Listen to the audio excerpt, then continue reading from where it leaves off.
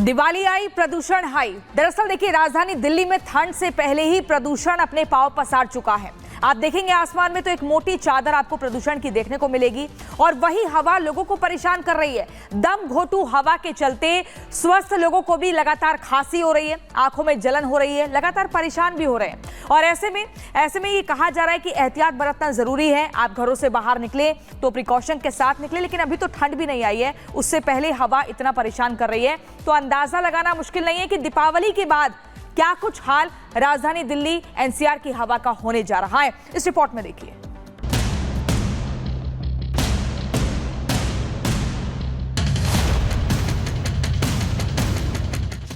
दिल्ली में सांसों पर प्रदूषण का पहरा। 300 पार पहुंचा AQI। कई इलाकों में हाल बेहाल। दिल्ली एनसीआर समेत कई बड़े शहरों में प्रदूषण दम घोट रहा है। अभी तो सिर्फ सर्दियों की आहट ही हुई है कि प्रदूषण ने अपने ग्राफ में बढ़ोतरी कर ली है।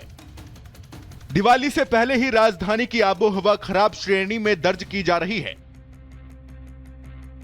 हालांकि grab 2, red line on engine of अभियान आदि लॉन्च करने से मंगलवार को AQI में कमी देखी गई, लेकिन सोमवार को AQI बढ़कर 400 तक जा पहुंचा था। आने वाले दिनों में वायु प्रदूषण के और बढ़ने के पूरे आसार नजर आ रहे हैं। केंद्रीय पृथ्वी विज्ञान मंत्रालय के अर्ली वार्निंग सिस्टम का पूर्वानुमान है कि बुधवार से शुक्रवार को भी वायु गुणवत्ता बहुत खराब श्रेणी में ही रहेगी। पटाखे जलाने और पराली का धुआं बढ़ने पर गुरुवार और शुक्रवार को इसके गंभीर श्रेणी में पहुंचने की संभावना है। साफ है कि दिवाली पर आतिशबाजी होने पर AQI 400 पार हो सकता है। पोल्यूशन को एक बहुत दिक्कत है दिल्ली में। खूब पोल्यूशन का इतना बुरा हाल है। बारिश हो जाए थोड़ा अच्छा रहता है, बट इतनी दिक्कतें, सब लोग बीमार से हो रहे हैं। पोल्यूशन की कोई समस्या का हल कोई कर नहीं रहा है। घूमने सुबह सुबह वॉक पे निकले हैं, बट वही है, प्रदूषण तो हो ही रहा है, लेकिन लोगों को समस्या ही है। बट इसका कोई हल निकले तो अच्छी बात है, देखते हैं क्या होता है। बट बाकी तो इतना बीमारी फैल ही रही है। ऑक्सीजन लेवल बहुत कम है। हम लोग हैदराबाद है, तेलंगाना बोले तो पोल्यूशन अच्छा रहता था। पोल्यूशन इधर ज़्यादा है और ऑक्सीजन ज़्यादा रहता है। इधर ऑक्सीजन कम दिख रहा, उसके वास्ते मास्क लगा के फिर रहा। मगर तेलंगाना में अच्छा रहता ना, तो पोल्यूशन नहीं रहता उसमें। तेलंगाना में यहाँ बहुत है जी पोल्यूशन। राजधानी की हवा में जहर घुल रहा है। AQI में बढ़ोतरी के साथ प्रदूषण का स्तर बढ़ रहा है। ऐसे में प्रदूषण को कंट्रोल करने के लिए कई उपाय किए जा रहे हैं, लेकिन स्थिति सुधरने का नाम नहीं ले रही है। लोगों की आंखों में चुभन और गले में खराश होने लगी है। सुबह के वक्त लोगों का सांस लेना दूभर होता जा रहा है। उधर प्रदूषण के बढ़ते लेवल के साथ दिल्ली का सियासी पारा भी चढ़ रहा है।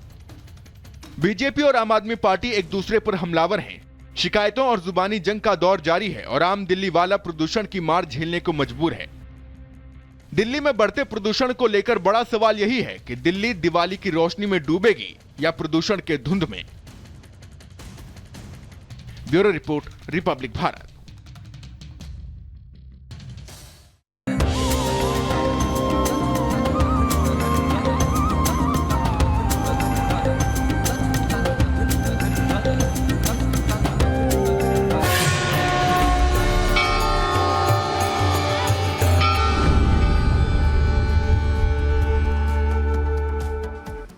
और चलिए अब बात करते हैं ये दिवाली अयोध्या वाली, क्योंकि 500 साल के बाद वो इंतजार खत्म हुआ जिसमें रामलला के मंदिर में वो दीपक जलेंगे जिनका इंतजार अयोध्या वासी सालों साल करते रहे। और दीपोत्सव के साथ ही उन तैयारियों की तस्वीरें भी सामने आ रही हैं। ये आप देख रहे हैं, जो एक नया रिकॉर्ड भी बनेगा।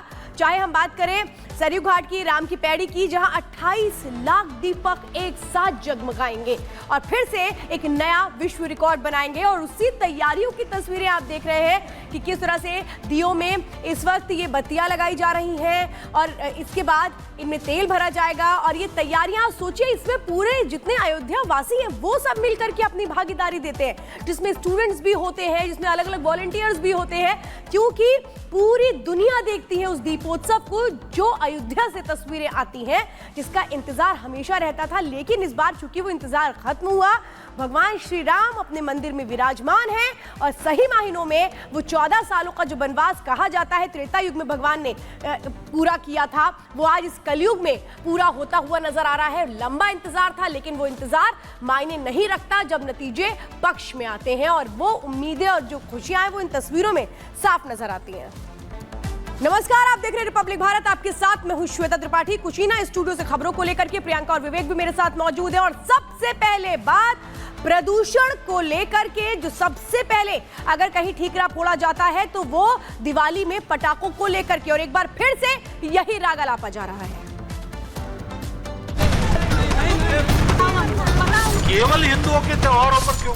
क्या ये देश का दुर्भाग्य, जब भी सनातन हिंदू धर्म के त्योहार आते हैं कोई ना कोई कानून की रंगा की बात करता है।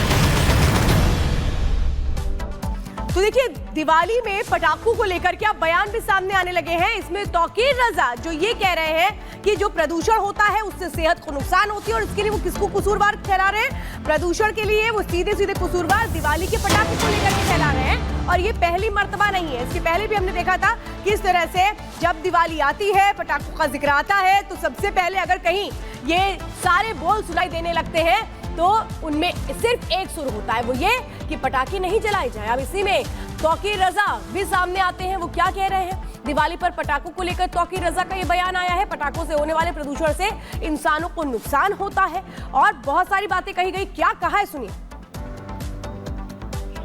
क्या किसी मुसलमान ने ये बयान दिया है कि होली नहीं खेलनी चाहिए? फिर ये सवाल क्यों उठ रहा है कि बकरीद पे कुर्बानी नहीं होनी चाहिए? बकरीद ये आपका धार्मिक मामला है, पटाखे छोड़ना है नहीं छोड़ना है ये आपका धार्मिक मामला है। मेरा मानना यह है कि आतिशबाजी छोड़ी जानी चाहिए, लेकिन इसकी कुछ लिमिट तय होनी चाहिए। आतिशबाजी पैसे में जिस बुरी तरह से आग लगाई जा रही है, ये देश का भी नुकसान हो रहा है और समाज का भी नुकसान हो रहा है।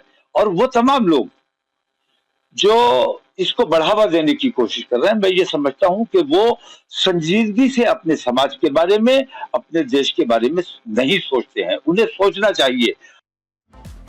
और इसी बीच आपको बता दें, पटाखों पर बैन को लेकर लगातार विवाद बढ़ता ही जा रहा है। पंडित धीरेन्द्र शास्त्री की बात करें तो उनका सीधे तौर पर ये कहना है कि सनातनियों के जो त्योहार है, क्या इसी से पर्यावरण का संतुलन बिगड़ता है? दूसरे धर्मों में जब त्योहार मनाया जाता है, आतिशबाजी होती है, तब किसी को कुछ नहीं कहना होता।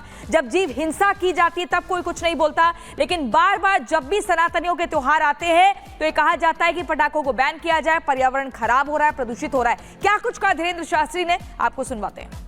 क्या ये देश का दुर्भाग्य है, जब भी सनातन हिंदू धर्म के त्योहार आते हैं कोई ना कोई कानून की रंगा की बात करता है, रोक लगाता है, रोक लगाने की मांग करता है। अब किसी ने हमको, कल ही हमने एक न्यूज देखी थी, उसमें कहा है कि जितने दियों में तेल जलाया जाता है, घी जलाया जाता है, इतना अगर गरीबों में बांटते हैं तो भला हो जाएगा। हम उन महाशय महामूर्खानंद को कहना चाहते हैं कि इस देश में बकरीद भी तो होती है, बकरीद बंद करवा दो। उतने रुपया जो लाखों के बकरे काटे जाते हैं, जीव हिंसा भी बचेगी, उन रुपयों को गरीबों में बांट दो। एक साहब ने कहा कि जो है पटाखों से प्रदूषण होता है, 1 जनवरी को इनका ज्ञान फिर गायब हो जाता है। हैप्पी न्यू ईयर के नाम से पूरी दुनिया में पटाखे होते हैं, तब प्रदूषण नहीं होता है। लेकिन दिवाली आती है तो प्रदूषण होता है, होली आती है तो पानी खराब होता है, और खून खराबा होता है तब नहीं मानते, तब ये स्टेटमेंट नहीं देते, तब ये मांग नहीं करते, तब ये कानून लाने की बात नहीं करते। ये दो पक्षीय नियम लगाने की जो बातें करते हैं, ऐसे लोगों के ऊपर ही हमें सुतली बम रखवाना है। भैया हम तो दिवाली अच्छे से मनाएंगे, सुतली बम खरीद लिया और कुछ नहीं। तो देखिए, दीपावली से पहले हर साल एक नई बहस छिड़ जाती है और कहा जाता है कि पटाखों को बैन किया जाए। से नो टू क्रैकर्स के स्लोगन की लगातार ये ध्वनि सुनाई देती है और लगातार इस पर बहस होने लगती है, कतार लग जाती है। जो लोग ज्ञान बांटने लगते हैं कि दीपावली पर अगर पटाखों का इस्तेमाल करेंगे तो प्रदूषण होगा, कितना ज्यादा नुकसान होगा बच्चों को, बुजुर्गों को। और इसी को लेकर साधु संतों में भी जबरदस्त नाराजगी देखने को मिल रही है और वहीं सियासतदानों में भी दो धड़े बढ़ गए हैं। पूरी खबर इस रिपोर्ट में देखिए।